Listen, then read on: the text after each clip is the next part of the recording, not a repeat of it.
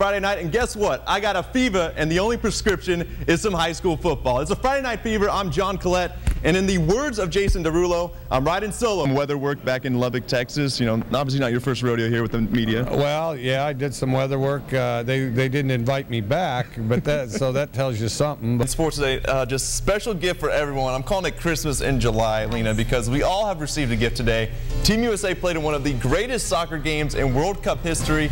Well, speaking of the Falcons, we have the head coach here, Paul Mayer, the distant relative of John Mayer. Is that true, Coach? That is completely incorrect. Okay, false. That's the only thing we ever said that's false on keeper here. Now the boys head north of the border for Game 2, but the good news is Team Ace Christian Bergman was back on the mound tonight for Tri-City. When you guys get together, what's it like? You know, I mean, a lot of history between you two. Well, as these geese fly over, I remember taking him goose hunting one time.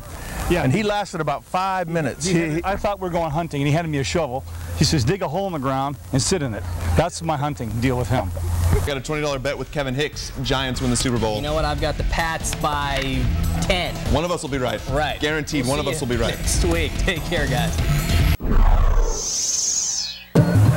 Well, really, it's another Friday night, and no better place to be tonight than here at Lamson Stadium. Another big battle, and really everything you want in a football game is here tonight. You got undefeated teams, rivals getting together, and first place implications on the line. And joining me right now, two of the biggest arms in all of the Big Nine right here, Southridge's own Matt Mendenhall and Mr. Hutch, Jason Hutchinson here for Kamiakin. And you guys, I don't know if you realize this, but combined, you've already thrown for 2,000 yards, 22 touchdowns, and we're just 5 games into the season. Just unreal. We'll start with the Kamiakin side.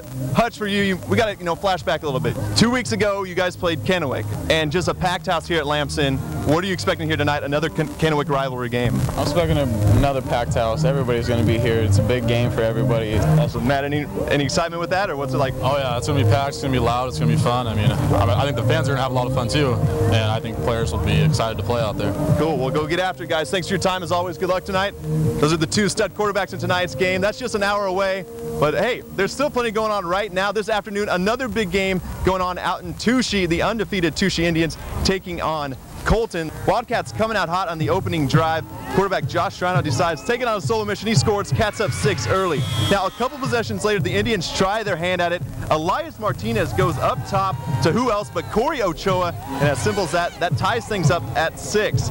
Now, later on, the Touchy defense, they get it together. They finally get a stop. Then on their next possession, quarterback Elias Martinez scrambles around, and he's finally going to hit a wide-open Eric Hines. He takes it the rest of the way. Indians go up 14-6 at that point, and this one turns out to be a battle, but the Indians, they stay perfect. They win it 48-38. And there's another big ticket in town tonight as the Tri-City Americans finally return back home to the Toyota Center, and these guys are anxious to be back, I'll tell you. In the 2 games away from home, Tri-City dropped both games and were outscored 11-5. Now that moves the AM's record to 3-2, which puts them still in a tie for first place. Now tonight the Americans go up against Kelowna, the same team they lost to just 2 days ago on the road, so it should be a battle out at the Toyota Center. I mean, all the highlights are really just hours away here on Friday Night Fever. That's coming up at 11. But that's it from Lamson. For now, let's send it back to the studio. All right, John, thank you. Welcome back. Well, the Davis Pirates were preseason ranked #1 in all of 4A to start the season, but living up to those expectations was a whole nother ball game. The Pirates had the bullseye on them all year, and on Saturday they showed you why this year's Davis team truly is in a class by themselves. AC Davis High School hasn't won a state title in basketball since 1965. But with a 48-42 win over Central Valley on Saturday, the Pirates now have the 2nd title to add in the trophy case. We knew we had to go out like this. The community came out, supported us. Us growing up, basically brothers since the time we were in the 5th grade. Just growing up, I really wanted to bring it out for them. This year's Pirates team was loaded with experience. All 5 starters were seniors, and the senior class made up 8 of the 12 roster spots, meaning this had to be the year. All my friends on this team, I mean, we're all going to college, playing different sports all over the country. I mean, to end it like this, it's incredible.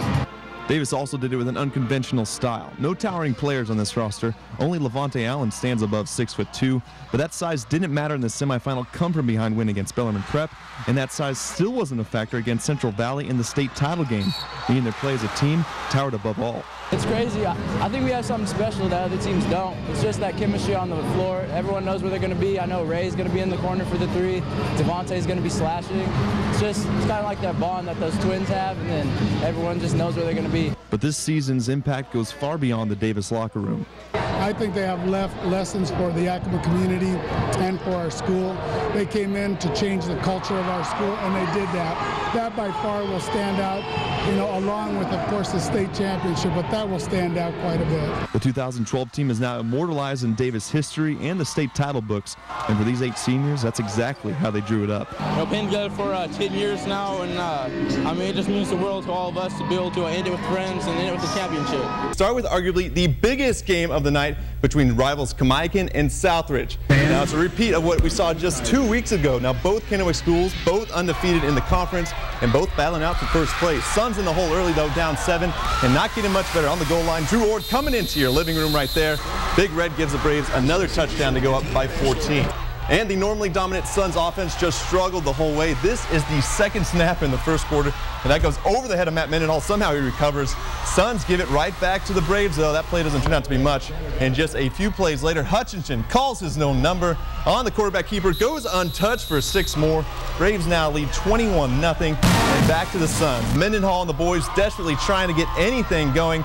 He thinks he has a man open, but out of nowhere, look at Jesse Hauser coming up with the pickoff, and it didn't take long before the Braves were back on the goal line. This time, they go to the ground game, and who else but Cody Wilmoth showing you some perseverance here. Look at that desire for the goal line. Kamaikan goes up 27-0 at half. They go on to take it with the final 41-7. And with the WHL regular season just a couple weeks away, we got our first taste of this year's rivalry as Spokane and Tri-City duked it out tonight at the Toyota Center. Spokane has yet to lose a game during the preseason, but the Ams were trying to change that at home. We're scoreless in the first period, but not for long. Malte Stonewall with the feed, Riley Gunther on the finish. The 17-year-old puts it home for Tri-City to put them up 1-0. Now it stayed that way until the second period with the Americans on the attack once again. A little dump off to Marcus Messier. He knows what to do with it. That's another Tri-City goal as they double up to a 2-0 lead. Now Spokane grabs a power play goal late in the second period, snags another in the third, forcing a shootout, but the Ams take the shootout 2-1, dropping the Chiefs for the first time in the preseason. All right, this one's at the Lions Den in Southridge, bringing their fan base, but Kennewick not slacking behind them. It's senior night, and the Lions give their boys some love, Cameron Indoor style. Early on, Domash on the board, and Reggie Clinton not wasting any time from downtown. Spots up in Drano with him in a minute to go. Come back to Southridge side. Sun slow out of the gate, but Matt Mendenhall picks him up with a nice putback for the senior. Headed off to Wazoo next year. Lions still lead it, though. We bounce back to Kennewick and Clinton looking like he's running for office here. Reggie one more going 3. Out in style. Then how about another? Reggie opened up 3 for 4 in this one, scoring 9 of the team's first 11 points. Lions lead by as much as 6 in the first, but the Suns lighting up from beyond the arc themselves. Garrett Willard likes the look and buries it. Then how about another from Willard all day, every day for the forward. Suns take their first lead of the game 21-20, but in the closing minute of the quarter, don't forget about this guy, Bryce Levitt takes over the basket and the foul. Both teams combined for 50 points in the first quarter. 50 points? That's not a bad quarter. I was there for the whole quarter, not a bad quarter. Anyway, they prevail in this one by a dozen, 77-65.